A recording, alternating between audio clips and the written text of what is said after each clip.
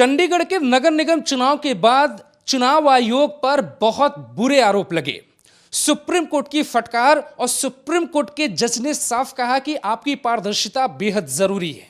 लेकिन इससे भी हैरान कर देने वाली खबर यह है कि जिस वक्त देश में चुनावी तारीखों का ऐलान होना था, उसी वक्त चुनाव आयोग के आयुक्त का इस्तीफा आ गया। अरुण गोयल ने इस्तीफा दे दिया है और इस्तीफा राष्ट्रपति ने मंजूर कर दिया है। इसकी वजह हम आपको बताएं, उसके पहले इस खबर को जान लीजिए। इसमें हैरान कर देने वाली बात क्या है, जो अरुण गोयल हैं, ये पहले वीआरएस ले चुके होते हैं। इनके वीआरएस ले लेने के बाद मोदी सरकार इनको चुनाव आयोग में भेजती है और यह मसला उठता है, विवाद होता है, सुप्रीम कोर्ट जाता है मसला। हालांकि उसका कोई परिणाम नहीं निकलता है। प्रशांत भूषण ने एक याचिका लगाई थी सुप्रीम कोर्ट में कि ऐसा कैसे संभव हो सकता है, वीआरएस के बाद एक स्वतंत्र बॉडी के आयोग में उनको कैसे बैठाया जा सकता है। और हालांकि सुप्रीम कोर्ट ने इस पर कोई विशेष टिप्पणी नहीं की थी। अब चुनाव से ऐन वक्त पहले इस्तीफा आ जाना, चुनाव से कुछ दिन पहले चंडीगढ़ नगर निगम का केस आपने देखा ही होगा, कैसे क्रॉस वोटिंग को लेकर बहुत बुरी फटकार लगी थी। तो क्या सरकार का किसी भी तरीके का चुनाव आयोग पर कुछ ऐसा इंटरनल दबाव था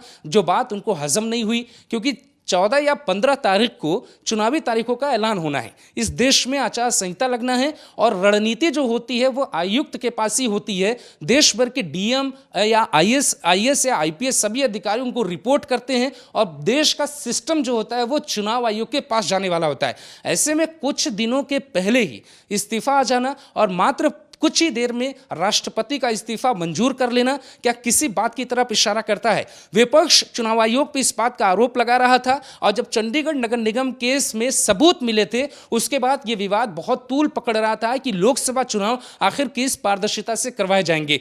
यह सवाल इसलिए भी होता है क्योंकि सुप्रीम कोर्ट, चुनाव आयोग, सीबीआई, ईडी, इन तरीके की जो तमाम संस्थाएं हैं वो स्वतंत्र रूप से काम करती हैं। लेकिन क्या इसमें कुछ ऐसा दाव पेच था कि उनको इस्तीफा देना पड़ा? हालांकि वो जब मीडिया के सामने आएंगे या उनका बयान जब सार्वजनिक आएगा तो वो ये भी कह सकते हैं कि ये उनकी निजी फैसला या उनकी जिंदगी में कुछ ऐसा हिस्सा होगा जिसकी वजह से उन्होंने इस्तीफा दिया है। लेकिन विपक्ष इस बात से हैरान और परेशान है कि आखिर क्या कोई ऐसे किसी भी तरीके का दबाव था मोदी सरकार का जिसके बाद उनको इस्तीफा देना पड़ा और इस्तीफे की वजह तलाशी जा रही है।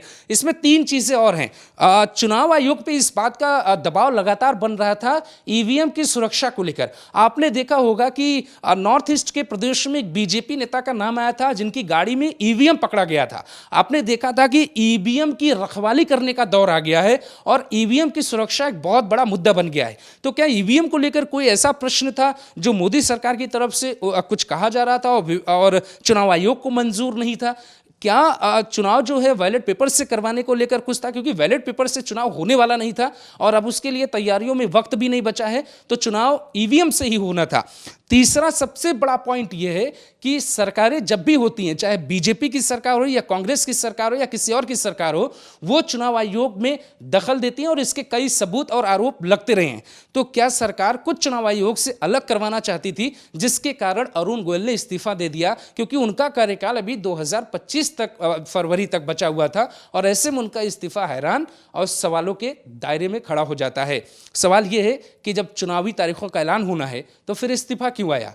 क्या कोई सरकार का दबाव था? कमेंट करके बताइए आप।